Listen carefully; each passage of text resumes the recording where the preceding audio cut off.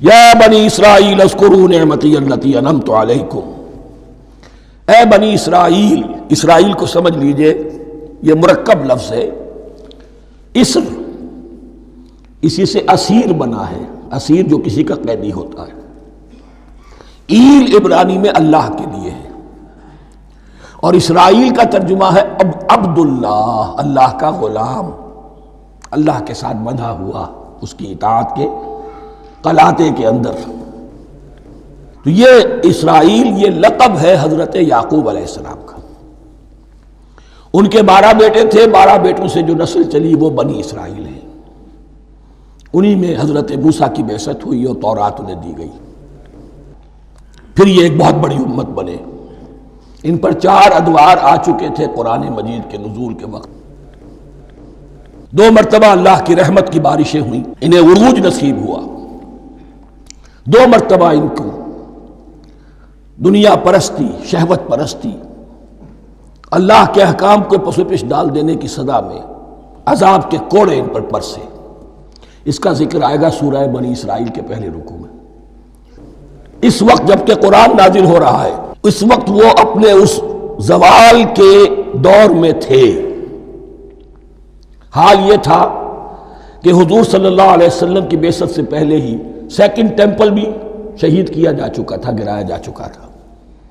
حضرت سلیمان نے جو بنایا تھا ہیکل سلیمانی، جس کو یہ 1st ٹیمپل کہتے ہیں، اسے نیبوکدنضر نے گرا دیا تھا حضرت مسیح سے بھی کئی سو سال پہلے۔ لیکن اس کے بعد پھر یہ رومنز نے سن 70 عیسوی میں حضور کی ولادت سے 500 برس پہلے ان کا یہ یروشلم تباہ و برباد ہوا، اس میں لوگوں کو قتل کیا گیا، قتل عام ہوا، اور 2nd ٹیمپل جو ہے وہ بھی گرا دیا گیا، جو اب تک گرا پڑا ہوا ہے۔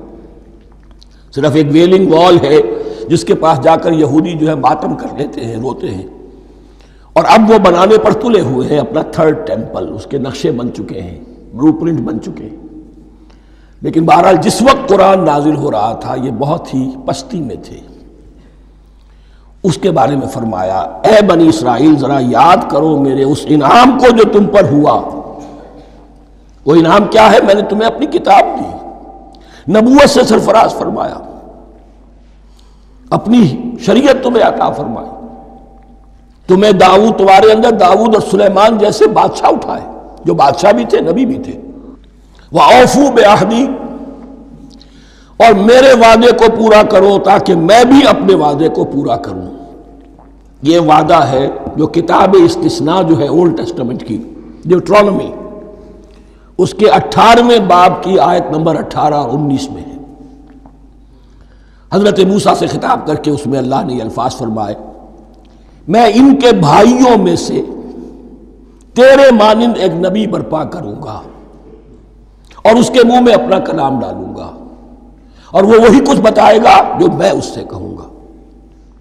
یہ گویا کہ حضرت موسیٰ علیہ السلام کی امت کو بتایا جا رہا تھا کہ نبی آخر الزماں آئیں گے اور تمہیں انہیں قبول کرنا ہے۔ قرآن مجید میں اس کا بڑا تفصیلی ذکر سورہ اعراف میں آئے گا انشاءاللہ۔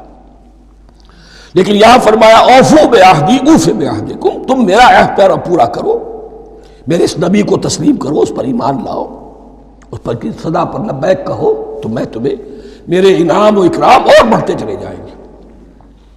وَإِيَّايَ فَارْهَبُونِ، اور صرف مجھ سے ڈرو۔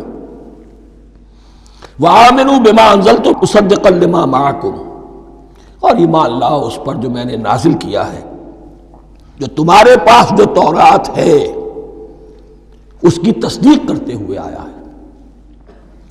اس کے 2 معنی ہے، ایک تو قرآن تصدیق کرتا ہے تورات کی اور انجیل کی، فیہا ھدی و نور، فیہ ھدی و نور، اور دوسرے یہ کہ قرآن اور محمد صلی اللہ علیہ وسلم ان پیشین گوئیوں کے مصداق بن کر آئے ہیں جو تورات میں تھی، ورنہ وہ پیشین گوئیاں جھوٹی ثابت ہوتی۔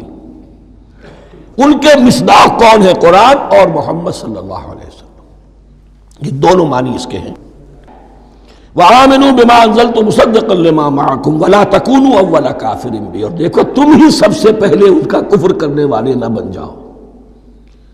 تمہیں تو سب کچھ معلوم تھا، تم تو منتظر تھے، تم تو آخری نبی کے انتظار میں تھے اور ان کے حوالے سے دعائیں کیا کرتے تھے۔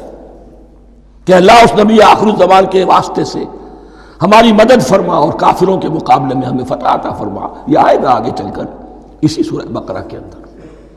لیکن اب تم ہی سب سے بڑھ کر کافر ہو گئے، تم ہی سب سے بڑھ کر دشمن ہو گئے. وَلَا تَكُونُوا أَوَّلَ كَافِرٍ بِهِ وَلَا تَشْتَرُوا بِآيَاتِي ثَمَنًا قَلِيلًا. اور دیکھو میری ان آیات کے عوض حقیر سی قیمت قبول نہ کرو. یہ آیات الہیہ ہیں، ان کو رد کر رہے ہو کس لیے؟ ہماری مسندیں، ہماری حیثیت، ہماری چودراہٹیں، کہیں ان پر کوئی آنچ نہ آ جائے. حقیر سی چیزیں، یہ صرف اس دنیا کا سامان ہے، اس کے سوا کچھ نہیں. وَلَا تَشْتَرُوا بِآيَاتِي ثَمَنًا قَلِيلًا وَإِيَّايَ فَاتَّقُونِ، اور صرف مجھ سے تقوی اختیار کرو، میرا تقوی اختیار کرو. وَلَا تَلْبِسُوا الْحَقَّ بِالْبَاطِلِ وَتَكْتُمُوا الْحَقَّ وَأَنْتُمْ تَعْلَمُونَ، اور نہ گڈمڈ کرو حق کے ساتھ باطل کو، اور مت چھپاؤ حق کو درا حالے کہ تم جانتے ہو. یہ بات اچھی طرح نوٹ کر لیجیے. جانتے بوجھتے کرنا، ایک ہے مغالطے میں کرنا، وہ ضلالت ہے، گمراہی ہے. ایک جان بوجھ کر کرنا، حق کو پہچان کر اسے رد کرنا، یہ پھر اللہ تعالیٰ کے غضب کو دعوت دینا ہے. ریت آف اللہ، اس کے غضب کو دعوت دینا ہے کہ حق کو پہچان کر اس کی نفی کی جائے. وَأَنْتُمْ تَعْلَمُونَ. علماء یہود، قرآن مجید میں آگے چل کر آئے گا، ایسے پہچانتے تھے محمد کو اور قرآن کو جیسے اپنے بیٹوں کو. یعرفونہ کما یعرفون ابناہم، ایسے پہچانتے جیسے اپنے بیٹوں. وَأَقِیمُوا الصَّلَاةَ وَآتُوا الزَّکَاةَ، دیکھو نماز قائم کرو، زکوٰۃ ادا کرو. وَارْکَعُوا مَعَ الرَّاکِعِینَ، اور جھکنے والوں کے ساتھ جھکو. یہ اول تو رکوع کو انہوں نے اپنے ہاں سے خارج کر دیا تھا، ثانیاً باجماعت نماز ان کے ہاں ختم ہو گئی تھی. وَارْکَعُوا مَعَ الرَّاکِعِینَ، جماعت باجماعت نماز کی طرف اشارہ ہے. أَتَأْمُرُونَ النَّاسَ بِالْبِرِّ وَتَنْسَوْنَ أَنفُسَكُمْ، کیا تم لوگوں کو نیکی کا حکم دیتے ہو، تقویٰ کی، پارسائی کی تعلیم دیتے ہو؟ میں کہہ رہا ہوں نا کہ اصل میں مخاطب کون ہے؟ علماء یہود. اس آیت سے ثابت ہو گیا عالم ہمارا بھی جب بھی کھڑا ہوگا اونچے سے اونچا آواز کہے گا، اعلیٰ سے اعلیٰ بات کہے گا. اکثر و بیشتر کا حال یہ ہے کہ ان کا اپنا کردار دیکھیے تو کوئی مناسبت ہی نہیں اس سے کہ جو وہ بات کہہ رہا ہے. جو لوگوں کو دعوت دے رہا ہے اس پر خود عمل نہیں. تو یہی در حقیقت علماء یہود کا کردار بن چکا تھا. أَتَأْمُرُونَ النَّاسَ بِالْبِرِّ وَتَنْسَوْنَ أَنفُسَكُمْ، کیا تم لوگوں کو نیکی کا حکم دیتے ہو اور خود اپنے آپ کو بھول جاتے ہو. وَأَنْتُمْ تَتْلُونَ الْكِتَابَ، اور یہ سب کچھ تم کر رہے ہو اس حال میں کہ کتاب پڑھتے بھی ہو، تورات پڑھتے ہو، صاحب تورات ہو. ہمارے بھی بہت سے علماء کا، علماء سو جنہیں ہم کہتے ہیں، حال یہ ہو چکا ہے.